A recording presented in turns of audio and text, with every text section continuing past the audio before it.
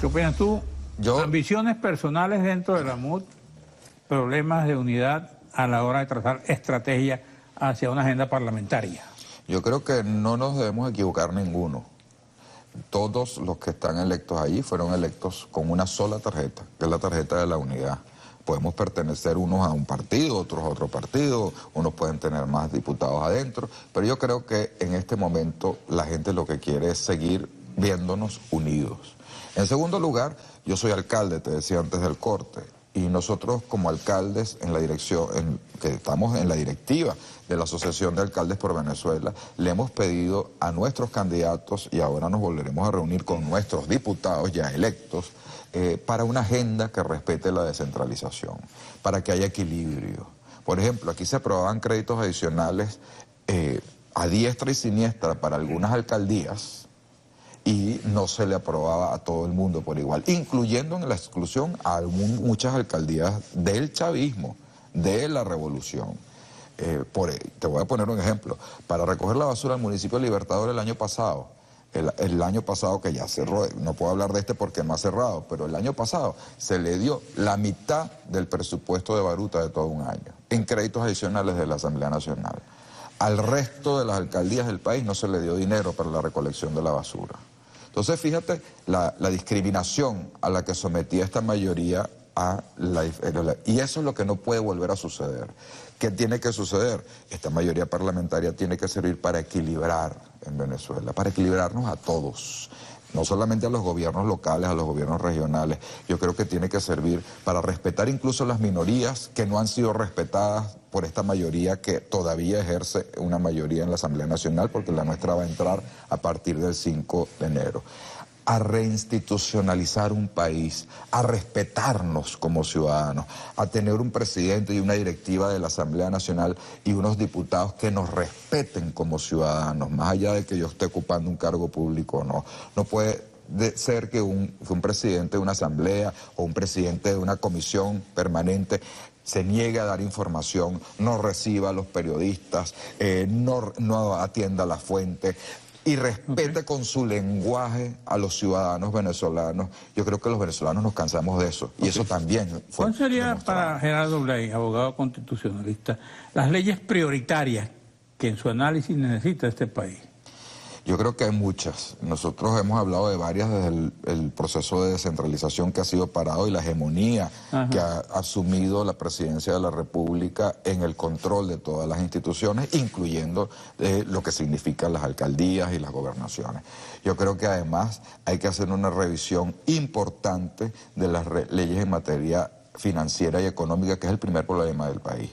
Hay que sentar al presidente y la directiva del Banco Central de Venezuela a ver, porque nosotros tenemos esta inflación con cifras ocultas y no han sido profesionales en el ejercicio de sus cargos al ocultarnos a los venezolanos cómo es que estaba el bolívar y cómo se fue cayendo y cayendo y cayendo en su poder adquisitivo.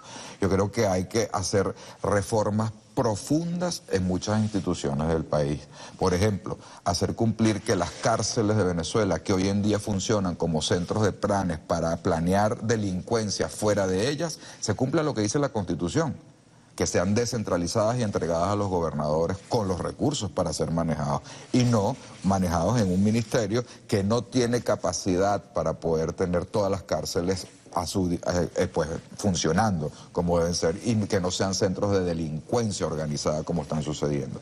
Yo creo que hay que presionar también en materia legislativa para eliminar una serie de delitos que se han colocado que no son delitos de opinión, por ejemplo, delitos de opinión contra las personalidades públicas, que siempre hemos dicho que las personalidades públicas, contra ellas no cabe la difamación o la injuria. Tenemos que reformar también, ojalá lo hagan posteriormente, yo no creo que en las primeras de cambio, pero sí hay que hacer reformas en materia de comunicaciones.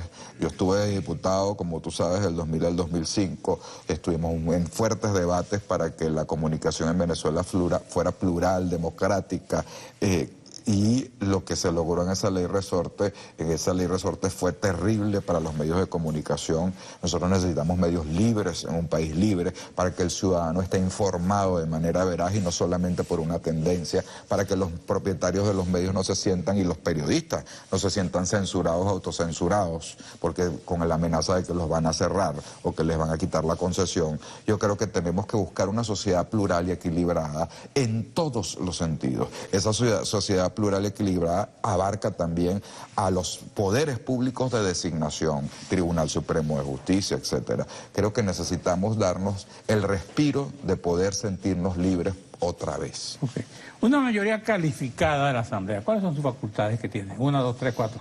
Muchas. Por ejemplo. Bueno, en primer lugar, con esa mayoría calificada se nombran magistrados. Se puede hacer respetar y cumplir la Constitución en el proceso de selección. Me pregunto, ¿pueden destituir al Tribunal Supremo, a la fiscal, pueden destituir al defensor del pueblo, pueden destituir a los poderes, al poder moral? Eso es una muy buena pregunta, porque además, cuando se hizo la ley orgánica del Tribunal Supremo de Justicia, cuya voz cantante de la fracción del chavismo fue Luis Velázquez Alvaray, que después fue magistrado y después está exiliado de la justicia venezolana.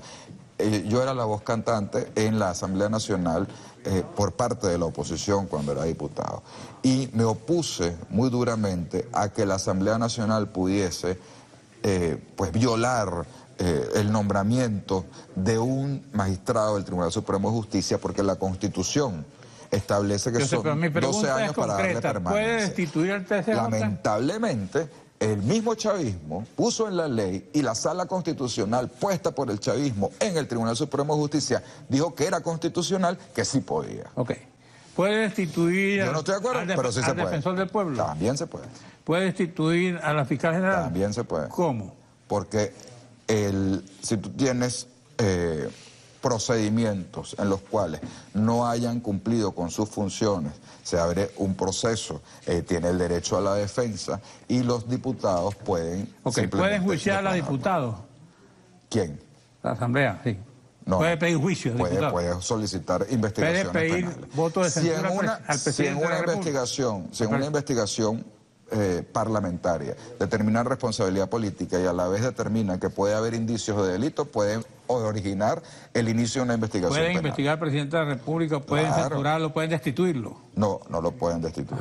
No hay posibilidad de destituir. La única manera, algún funcionario para ser destituido, el único del Ejecutivo, es un veto al vicepresidente de la República por parte de la Asamblea Nacional. ¿Y es de obligatorio cumplimiento? Ese es de obligatorio cumplimiento, pero el del presidente no existe. Cuando el presidente dice no... Estamos en un país presidencialista. Nuestro régimen es presidencialista, no es parlamentario. Correcto. Si fuera ser parlamentario, el gobierno hubiera caído. Cuando el presidente dice no acepto ni 1000 leyes de amnistía, ¿qué te está diciendo? ¿Qué mensaje estás recibiendo tú que eres del otro lado? Bueno, yo estoy recibiendo un presidente que no ha entendido lo que está pasando en el país. Y estoy recibiendo un presidente que quiere ir a una confrontación de poderes. Estoy recibiendo un mensaje del presidente... ¿A dónde nos lleva esa confrontación? Bueno, va a llevar a una ruina peor del país. Porque es que simplemente no está hablándole al país de lo que tiene que hablarle. En vez de hablarle de la economía, que es lo que uno esperaba, en vez de hablarle de la inseguridad, que es lo que uno esperaba, le está hablando de que no voy a aprobar la ley de amnistía porque a mí no me interesan tus presos políticos, porque tus presos políticos son unas asesinos. Otra pregunta, ¿van a nombrar los magistrados del TCJ que estaban vacantes? La nueva asamblea... Bastante forzosos, porque los adelantaron la vacancia. Por eso, ¿La nueva asamblea puede revocar esos nombramientos? Si están hechos en contra del procedimiento constitucional, sí lo puede hacer. ¿Y cuál es el provecho constitucional? El proceso constitucional... Si los nombran ahorita, no tiene las facultades, como dijo Diosdado Cabello, nosotros tenemos hasta el último día facultades legales para actuar. Pero no tienen, si violan el procedimiento constitucional y de ley para nombrar magistrados, pueden ser destituidos por la Asamblea Nacional. ¿Cuándo se viola? Tienes que ver todo el proceso. Yo no he visto todo el proceso, pero tiene un periodo de postulaciones, después lo congelaron, ahora lo reviven. Hay que ver cómo está constituido ese comité de postulaciones judiciales, si cumple con lo que dice la Constitución que debe ser, que son sectores de la sociedad, y específicamente establece en ese caso algunos sectores de la sociedad, o fue colonizado por los diputados, como fue colonizado, y como tiene además juez y parte, porque fueron nombrados, ¿no? Hay un diputado actual que está renunciando a ser diputado para irse a postulado, pero tiene a su hijo en el comité de postulaciones. Entonces eres juez y parte. Pero está nombrado ese comité.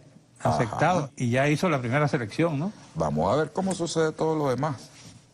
Yo no puedo hablar por un hecho que no ha terminado de suceder. Por eso te digo y te condiciono. Mi opinión es, si se violan los procedimientos constitucionales en este proceso que está en curso, pueden ser destituidos. Las leyes habilitantes para las cuales ha sido habilitado el presidente continúan... No, la ley habilitante vence este mes de diciembre. Por eso, pero ahí pueden... Si ellos aprobaran una nueva ley habilitante para la cual necesitan no las 2/3 partes, sino una mayoría menor, la próxima asamblea puede revocar esa ley habilitante con las 2/3 partes. Así que considero inútil, inoficioso darle una ley habilitante al presidente de la República en este momento con esta mayoría. Pero sí puede agotar la que tiene. Puede dictar decretos leyes, pero esos decretos leyes pueden ser reformados por la nueva mayoría de la Asamblea Nacional si violan la Constitución o violan derechos. Entonces, toda ley se reforma es por una ley. La excepción es el decreto ley que le excluye o le otorga un poder extraordinario al presidente y lo habilita para legislar en nombre de la Asamblea. Pero quien tiene la competencia constitucional en Venezuela de legislar es la Asamblea. Así que si él dicta decretos leyes que sean inconvenientes para el país o que violen la Constitución o simplemente para establecer poder más allá de lo que le da la Constitución, la Asamblea los puede modificar. ¿Cuál es tu posición? Y terminamos el programa sobre las misiones, porque también en el discurso sigue como... Eso es falso, nadie va a tocar las misiones y yo estoy de acuerdo con algo que dijo Julio Borges, porque además lo practicamos en Baruta. Aquellas personas que hayan recibido viviendas durante todo este tiempo y que no les hayan dado título de propiedad, que son todas, porque lo que hacen es adjudicárselas, debe hacerse una ley para otorgarles título de propiedad registrado, como dicen en los barrios. Dame mis papeles, bueno, sus papeles registrados, para que eso sea suyo de verdad. En Caracas perdieron feo, ¿no? Toda Caracas. Toda Caracas. Toda Caracas, todos los circuitos. ¿Y eso?